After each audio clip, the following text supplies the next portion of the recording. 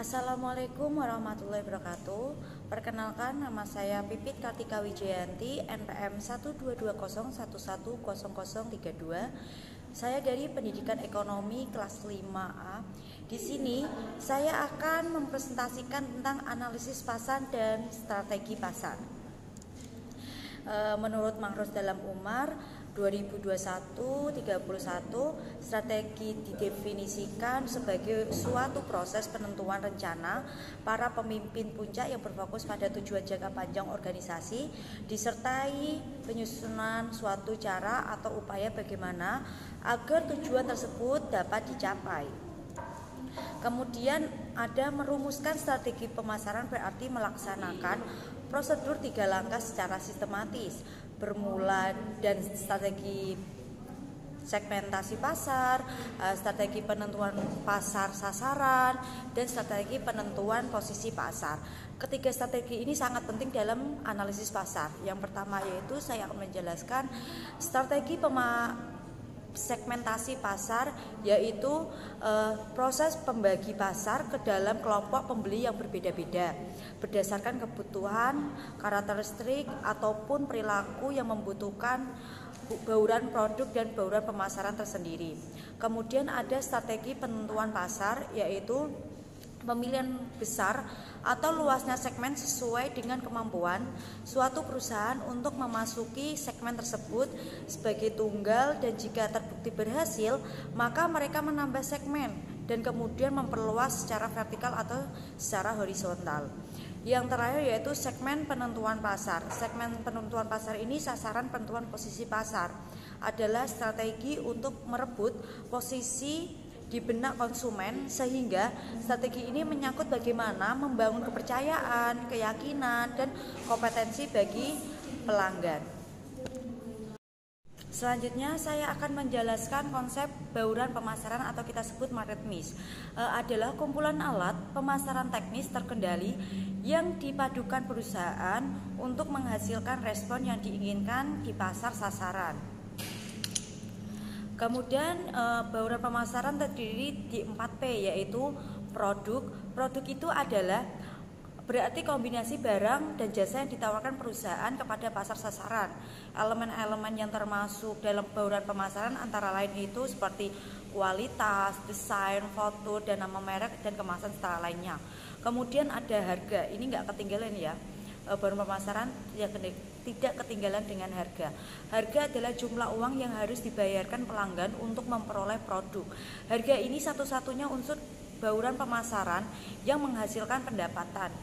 Kemudian adalah price atau tempat, meliputi kegiatan perusahaan yang membuat produk tersedia bagi pelanggan sasaran.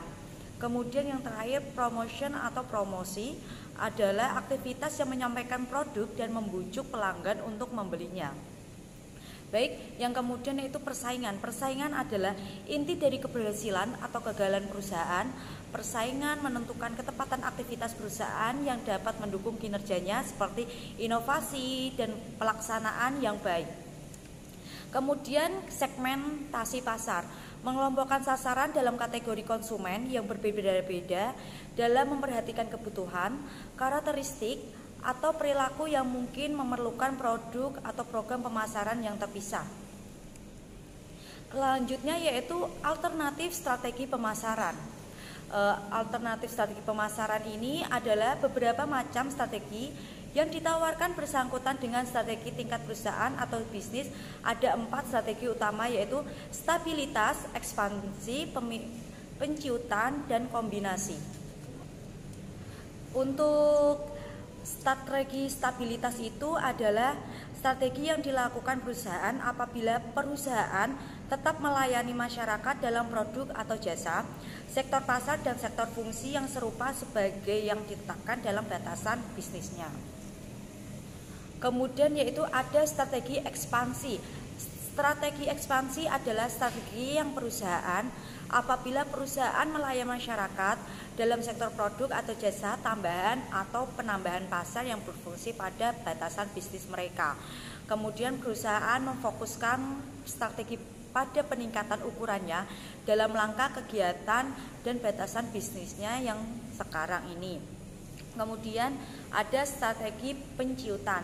Strategi penciutan ini perusahaan merupakan perlu dikurangi lini produk atau jasa, pasar dan fungsi mereka. Kemudian perusahaan memusatkan keputusan strategi pada peningkatan fungsional melalui pengurangan kegiatan dalam unit-unit yang mempunyai arus kas yang negatif. Kemudian ada strategi kombinasi.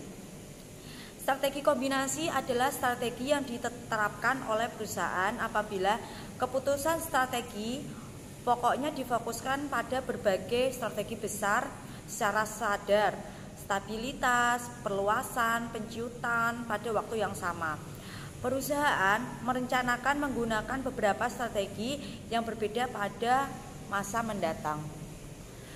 Baik, kesimpulannya yaitu strategi pemasaran berarti melaksanakan prosedur 3 langkah secara sistematis. Bermula dari strategi segmentasi pasar, strategi penentuan pasar, sasaran, dan strategi penentuan posisi pasar. Bauran pemasaran terdiri dari 4P yang tadi saya jelaskan, yaitu produk, place, harga, promosi. Sekian dari presentasi saya. Mohon maaf jika ada salah-salah kata. Wassalamualaikum warahmatullahi wabarakatuh.